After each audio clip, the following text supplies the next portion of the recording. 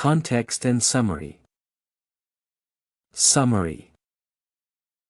The letter from a Birmingham jail speech addresses the subject that many people fighting against racism and segregation regarded as controversial at the time, particularly Martin Luther King's decision to use nonviolence as the means of addressing rampant racism and discrimination that could be witnessed in the United States at the time, is the primary focus of the letters. The letter was written to the opponents of Martin Luther King's actions. Particularly, it targeted clergymen that subjected Dr. King's decisions to harsh criticism due to his decision to extend the range of his activities to encouraging change in Birmingham. Dr. King explained in his letter that he strived to battle injustice no matter where it occurred and, therefore, had to switch his focus to Birmingham, where racial segregation reached its peak at the time. Context. Since Martin Luther King's decision to move to Birmingham instead of continuing his work in Alabama raised a lot of questions and led to several suggestions about the necessity to switch to a more aggressive strategy, the letter was supposed to convince the audience that nonviolence was the key to managing the issue of segregation. Thus, the pressure from the proponents of more radical measures, the need to follow the chosen policy, and the racist policies enhanced by Bull Connor are the key components of the context in which the letter was written. Thus, it is the socio-political conflict in the midst of which Dr. King found himself that can be considered the context of the letter. Becoming very vivid as the details of the situation unwrap in the letter, the confrontation between the clergy and Martin Luther King is the key context in which the speech has to be placed. Induction and deduction. Induction. The examples of induction are rather hard to trace in Martin Luther King's speech, mostly because Dr. King's general assumptions about the social and racial tensions in the United States based on his experience was not the purpose of the letter. However, some aspects of inductive reasoning can be located if considering Dr. King's arguments closer. For instance, he points out that all African Americans living in Alabama, as well as some parts of the United States, are prohibited from voting, which implies that the results thereof cannot be considered as legitimate. Afterward, Martin Luther King questions the legitimacy of any regulation passed under the rule of the president who has not been elected democratically, thus, generalizing the first assumption. The specified argument can be considered an example of inductive reasoning. Deduction. The inductive reasoning of the letter, in turn, shines through as Martin Luther King addresses the nature of a nonviolent movement as the means of proving his point.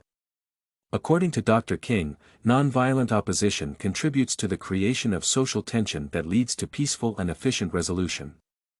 Seeing that his idea of opposing Bull Connor's racist policies is that of a nonviolent protest, it will lead to efficient management of the issue.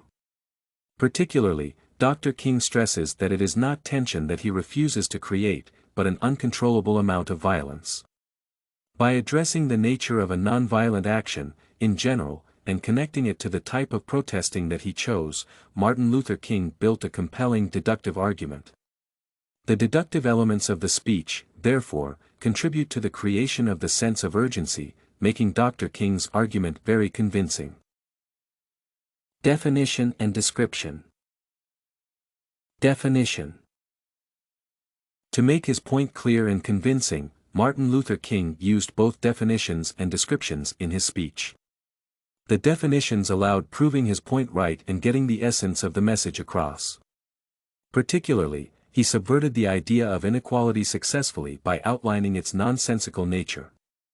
Furthermore, the nature of the protest, as well as the people that participate in it, was defined in the speech by juxtaposing nonviolent protesters to the ones that use force as a means to an end. Although the specified definition focused on what the protesters are not rather than what they were, it still represented the goals that Martin Luther King and his supporters pursued. As a result, Dr. King's speech became poignant and direct, pointing to the grave injustice that African American people were suffering at the time. Even though a definition was supposed to be juxtaposed to a description, thus, containing the logical element of a speech, in Martin Luther King's letter, the two intertwined and, therefore, allowed creating a unique and persuasive argument. Description. Serving as emotional support for Dr. King's argument, the descriptions used in the letter supported the main idea, thus, helping recreate the atmosphere in which the speech was written. The descriptions were used to appeal to clergymen's sense of justice by creating an image of trials and tribulations that African American people had to stand for their voices to be heard in the American society at the time. Because of the emotionally charged arguments that Dr. King made in his speech, the descriptions add to the weight of the general argument, thus, becoming a part thereof. For example, he made a very legitimate statement about the nonviolent nature of his movement by portraying the sense of being lost and the endeavors at clinging to their identity that African American people were experiencing during the era of the civil rights movement. Comparison. Similarities. To make the main idea even more convincing, Dr. King introduced a range of comparisons into his speech. For example, he compares justice to a river, the waters of which roll free and unrestrained. The use of similarities allows appealing to the audience's emotions by drawing lines between the subject matter and the images and experiences that are relatively universal and, therefore, are likely to be familiar to the intended audience. As a result, the dangers of extremism as an alternative to Dr. King's movement are outlined very clearly, and the reasons for him to choose nonviolence as the means of fighting against discrimination and racism become evident. The allusions to Bible that Martin Luther King made in his speech also served the purpose of pointing to the wrongfulness of segregation and proclaiming equality as the only possible foundation for relationships between representatives of different races and ethnicities. Contrasts.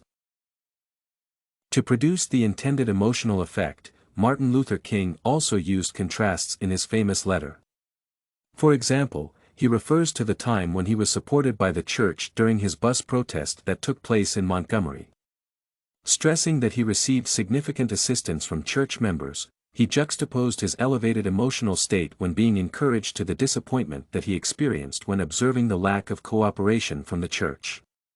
Being emotionally charged and logically sound, Martin Luther King's statement uses contrast effectively and delivers its message to the reader immediately. StudyCorgi.com has everything you need for successful studies. Writing tools, informative articles, and essay samples. Come check it out.